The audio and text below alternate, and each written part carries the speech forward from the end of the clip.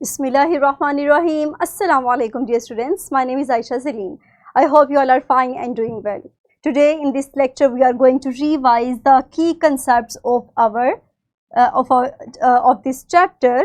But इन की concepts को revise करने से पहले हम अपने एक skill को achieve करेंगे. So for achieving this skill, let's brainstorm few ideas. Quickly tell me that do you know any career that is related to the lung health? Very good.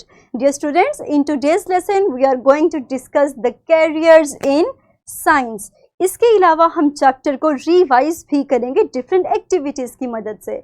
तो हम अपने लेक्चर का आगाज़ करते हैं, अपने साइंस के इन कैरियर्स को डिस्कस करते हैं. हमने अपने प्रीवियस लेक्चर के अंदर जिस तरह प्लांट से रिलेटेड, प्लांट बायोलॉजी के से रिलेटेड कैरियर्स को स्टडी किया था, इसी तरह आज हम लंग्स की इन हेल्थ से रिलेटेड कैरियर्स को स्टडी करेंगे और देखेंगे कि हमारे पास साइंस की इस फील्ड के साथ कौन से शोबे डील करते हैं. तो हम अपने फर्स्ट साइंस की फील्ड की तरफ चलते हैं, that is about sleep therapist. Dear students, keep in mind that ये हमारे पास ऐसे थेरेपिस्ट हैं जो कि स्लीप के साथ डील करते हैं. उन लोगों के साथ जिनको वेरियस डिफरेंट बीमारियां होती हैं, like sleep insomnia, sleep apnoea. ये ऐसी बीमारियां हैं जिनकी वजह से लोगों को सोने में मुश्किल पेश आती है. And for this reason they consult the sleep therapist. और ये उन लोगों को एक ऐसा प्लान, एक ऐसा ट्रीटमेंट प्रोवाइड करते हैं जिससे इनकी ये प्रॉब्लम, इनकी ये डिजीज़ ख़त्म हो सके. नेक्स्ट अगर हम चलें तो हमारे पास जो नेक्स्ट कैरियर है दैट इज़ पल्मोनोलॉजिस्ट. ये ऐसे हमारे पास लोग हैं जो कि लंग हेल्थ के साथ डील करते हैं. हमारे पास वेरियस डिजीज़ जो कि हमने जैसे कि लंग कैंसर हो गया या फिर ट्यूबरक्यूलोसिस, जिसको शॉर्ट फॉर्म में हम टीबी भी कहते हैं, तो इन सारी डिजीज़ के साथ डील करते हैं और इस तरह का ट्रीटमेंट प्रोवाइड करते हैं ताकि इनको रिड्यूस किया जा सके या इनको ख़त्म किया जा सके. नेक्स्ट हमारे पास जो लास्ट है वो है रेस्पिरेटरी थेरेपिस्ट. बिल्कुल just like sleep therapist, they are responsible for treating breathing related issues.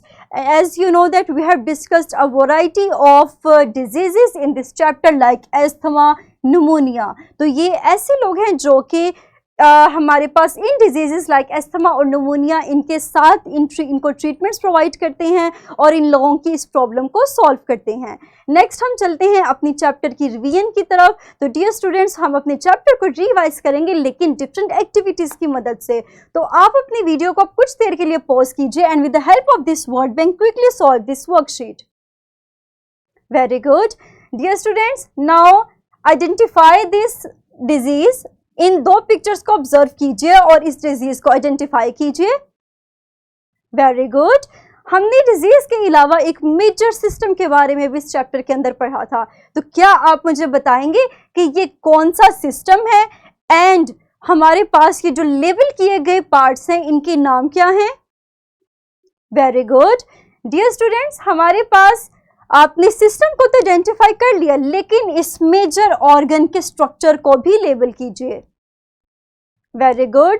अब हम वेरीफाई करते हैं कि आइदर आपने इन एक्टिविटीज को करेक्ट तरीके से सॉल्व किया या नहीं. We take help of this mind map, that is ये आपकी चैप्टर के आखिरी पेज पर मौजूद है.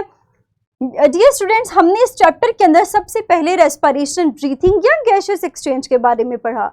हमने इनहेलेशन और एक्सहेलेशन को डिस्कस किया. मैंने आपको बताया कि हमारे पास इनहेलेशन के केस में जो बॉडी में चेंजेस आते हैं उनमें डायफ्राम कॉन्ट्रैक्ट होगा, चेस्ट कैविटी रेज होगी और इंटरकॉस्टल मसल्स एक्सपेंड होंगे. और इसमें हमारे पास चेस्ट कैविटी में या थोरेसिक कैविटी का जो वॉल्यूम है वो इंक्रीज होगा and as a result of this oxygen enter into lungs. और इसी तरह अगर हम एक्सहेलेशन की बात करें तो वही सारे प्रोसेसेस रिवर्स में होंगे. And as a result of these changes, the area of thoracic cavity, the volume of thoracic cavity decreases, and as a result of this, carbon dioxide releases from the nasal cavity. तो ये inhalation और exhalation का ऐसा process है जिसमें ये changes आते हैं. सेकेंड, हमने डिस्कस किया रेस्पिरेटरी पाथ के बारे में, जिसके कंपोनेंट के स्ट्रक्चर और फंक्शन को हमने डिस्कस किया, जिसमें हमारे पास नोज, फेरिंग्स और लेरिंग्स मौजूद थे। एंड दिस लेरिंग्स आगे फर्दर जो लीड करता है वो ट्रैकिया पे करता है, जो कि डिवाइड होता है ब्रोंकाई में, और हर ब्रोंकाई अपने साइड के लंग्स में एंटर हो जाता है। और ये ब्रोंकाई जो लास्ट में एयर सैक्स के अंदर एंड होते हैं, और उन एयर सैक्स को हमने नाम दिया था एल्वेलाई का। और ये वो रीजन है जहाँ पे गैसियस एक्सचेंज होती है, because they are surrounded by a network of capillaries. उसके बाद हमने मेजर सिस्टम के बारे में डिस्कस किया, जिसको हमने सर्कुलेटरी सिस्टम कहा। अगर हम उसके कंपोनेंट्स की बात करें तो उसमें heart, blood vessels and blood मौजूद था। मजीद हमने ब्लड वेजल्स की 3 कैटेगरीज को स्टडी किया, जिसमें आर्टरीज, वेन्स एंड कैपिलरीज मौजूद थी। आर्टरीज के केस में हमने कहा कि ये क्योंकि ऑक्सीजनेटेड ब्लड लेकर जाती हैं, इसीलिए हम इनको रेड कलर से शो करेंगे। वेन्स चूँकि डीऑक्सीजनेटेड ब्लड लेकर जाती हैं एंड इनकी वॉल्स थिन होती हैं, हम इसको ब्लू कलर से रिप्रेजेंट कर रहे थे। जबकि कैपिलरीज के अंदर मिक्स ब्लड होता है, both oxygenated and deoxygenated, because it provides a connection between arteries and veins. तो इसीलिए हमारे पास जो ब्लड होगा वो मिक्स होगा। नेक्स्ट, आप मुझे क्या इस सर्कुलेटरी सिस्टम की मेजर स्टेजेस के बारे में बता सकते हैं? Very good. हमारे पास जो मेजर स्टेजेस हैं वो है pulmonary circulation and systemic circulation. Dear students, systemic circulation is a type of circulation that takes place between heart and body, whereas pulmonary circulation is a type of circulation that takes place between heart and lungs. मजीद अगर हम इसके system को, इसके cycle को study करें तो हमारे पास heart से लेफ्ट एट्रियम में ऑक्सीजनेटेड ब्लड पहुंचता है, जहां से फर्दर ये लेफ्ट वेंट्रिकल में जाएगा via valves and then it reaches to aorta. और एओर्टा हमारे पास मेजर बेसिक सबसे बिगेस्ट आर्टरी है, जो कि फर्दर सब डिवाइड होगी आर्टरीज में, और यहीं से ब्लड पूरी बॉडी में जाएगा। और उसी वक्त हमारी बॉडी में जो नाइट्रोजनस वेस्ट हैं, जो वेस्ट प्रोडक्ट्स हैं, वो रिलीज किए जाते हैं and then through vena cavas, जिनको हमने superior and inferior vena cava का नाम दिया था, उनके जरिए राइट एट्रियम में ब्लड आएगा। And then from right atrium blood is transfer to right ventricle via valves, और यहीं से दोबारा से ब्लड हमारे पास जाएगा लंग्स के पास, ताकि ब्लड की रीऑक्सीजनेशन हो सके। And this cycle continuous again and again, और ये प्रोसेस हमारे पास हमारी बॉडी में चलता रहता है, और इसी की वजह से हमारी बॉडी के अंदर न्यूट्रिएंट्स का या फिर गैसियस का एक्सचेंज और उनकी ट्रांसपोर्टेशन होती है। और इसी वजह से हमने इसको नाम दिया था ट्रांसपोर्टेशन सिस्टम का, कार्डियोवास्कुलर सिस्टम का, या फिर सर्कुलेटरी सिस्टम का।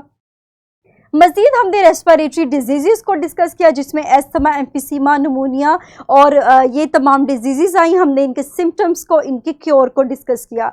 हमने कहा कि अगर हम टॉक्सिक फ्यूम्स या फिर स्मोक वाली जगह से या स्मोकिंग से दूर रहेंगे तो हमें ये डिजीज़ कम से कम होंगी।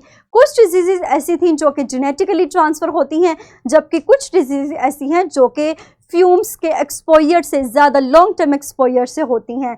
हमने इनके क्योर में कहा कि स्मोकिंग कम से कम करनी चाहिए। अगर आपको कोई बीमारी है तो आप कोशिश कीजिए कि मास्क पहन के रखें, ताकि केमिकल्स की वजह से मज़ीद हार्मफुल इफ़ेक्ट्स ना हो। उसके अलावा हमने कहा कि ऑरल हाइजीन को मेंटेन करके रखिए, आप वक्फे वक्फे से हाथ धोते रहिए, और try to brush your teeth twice a day. उसके अलावा हेल्दी एक्सरसाइजेस कीजिए, ख़ास तौर पे ब्रीथिंग एक्सरसाइजेस। उसके अलावा क्राउडेड जगहों से कोल्ड या फ्लू के सीज़न में अवॉइड कीजिए, ताकि आपको बीमारियों का चांस कम से कम हो। उसके अलावा हमने ब्लड के कंपोनेंट्स को डिस्कस किया, जिसमें हमने ब्लड के जो मेजर कंपोनेंट थे, आरबीसीज, डब्ल्यूबीसीज, प्लेटलेट्स एंड प्लाज्मा, इनको डिस्कस किया। हमने कहा कि आरबीसीज का काम है कि ये ऑक्सीजन को कैरी करते हैं, जबकि डब्ल्यूबीसीज का काम है कि ये बॉडी का डिफेंसिव सिस्टम है, बॉडी को प्रोटेक्शन प्रोवाइड करते हैं। और किस चीज़ से प्रोटेक्शन प्रोवाइड करेंगे? बॉडी को पैथोजन से प्रोटेक्शन प्रोवाइड करेंगे। जबकि प्लेटलेट्स का काम है कि ये ब्लड की क्लॉटिंग करवाएंगे, और यही चीज़ मदद देती है ताकि बोन्स को फौरी तौर पे हील किया जा सके। उसके अलावा जो प्लाज्मा है वो वॉटरी पार्ट है, जिसमें प्रोटीन्स, एंजाइम, सीरम्स, ये तमाम चीज़ें मौजूद होती हैं। तो dear students, that's all about today's lecture, जिसमें हमने अपने तमाम की कंसेप्ट्स को डिस्कस किया। आई होप कि आपको तमाम चीज़ें रिवाइज हो चुकी होंगी इंशाल्लाह. In the next lecture will start our chapter number 3, that is about immunity and diseases. So dear students, take care of yourself. Thank you very much. अल्लाह हाफिज़.